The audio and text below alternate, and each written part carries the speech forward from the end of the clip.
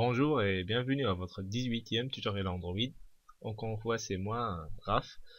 Alors aujourd'hui, on va créer un menu. Vous savez bien, si on a une application, on aura besoin normalement d'un menu pour faire appel à nos différentes activités. Et le menu, alors pour le faire, il faut tout d'abord créer la classe. Pour le faire, on va créer une classe menu. On va la créer ici sous nos sources classe. Et là, on l'appelle normal menu. Il faut faire attention que ça soit public. Finish. Et là, on a notre classe menu. Alors, notre classe menu va normalement, on va hériter de la classe list activity et de la classe activity. Alors, pour le faire, là, on fait extend, bien sûr, pour l'héritage. Et là, list activity. La liste activity, ça veut dire une liste d'activités. Et là, on aura besoin, bien sûr, d'importer notre liste d'activités. Et là, en même temps, on aura aussi les méthodes aussi de la classe activity.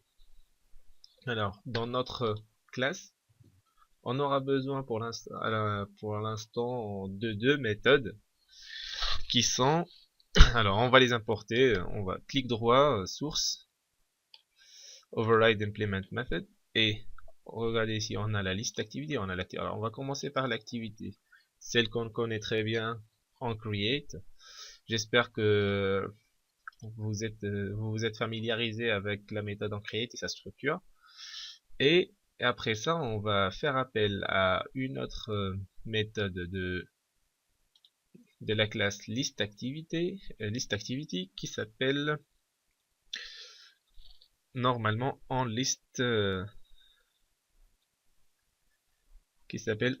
item click. Et là, on a nos deux méthodes. Bon, avant tout, on aura besoin d'un tableau de chaîne de caractères pour y mettre nos classes. Alors, les classes qu'on va faire, les classes, les noms. Alors, les noms de nos classes, on va les mettre dans ce tableau. Ainsi, par exemple, si on aura besoin d'une classe, on fait appel à la case du tableau qui la correspond. Et pour le faire, alors, comme vous savez, une chaîne de caractères en anglais, c'est string. Alors, string. Et pour que ça soit un tableau, on met deux crochets droits. Et là, le nom de notre tableau sera,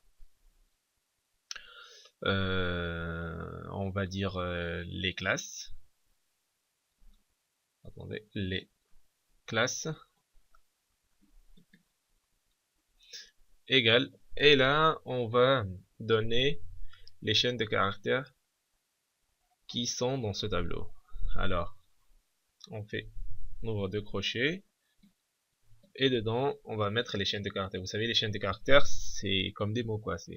Et là, on va mettre les classes. Alors, notre première activité, c'est case départ.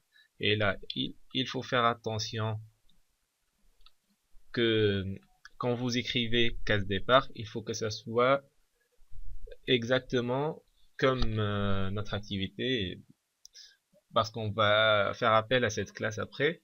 Et quand on va prendre cette chaîne de caractères du tableau, il faut qu'elle soit identique. Et là, virgule, et on va faire un exemple, objet 1 par exemple, juste pour illustrer. Et là, on va le faire plusieurs fois. Ok. Alors, point virgule. Et là, je vais renommer un peu pour que ça soit plus clair. Objet 2, 3, 4. Et finalement ça. Et en fait, alors, quand on va appeler par exemple notre objet, les classes, et on va faire appel 4, comme ça.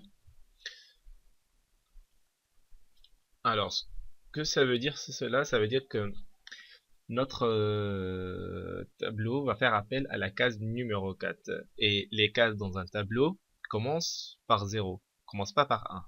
Ça veut dire que case départ, c'est la case numéro 0. Alors 0, 1, 2, 3. Et quand on met les classes 4, ça appelle la case numéro 4 qui est objet 4. Alors, j'espère que c'est pas trop confus pour vous. Alors, normalement, je pense, ces trois tutoriels qui vont venir vont être un peu, on va dire, un petit peu difficiles. Il faut juste rester concentré et suivre. Et avec le temps, vous allez bien comprendre. Alors, c'est tout. Merci pour votre attention et à la prochaine. Ciao.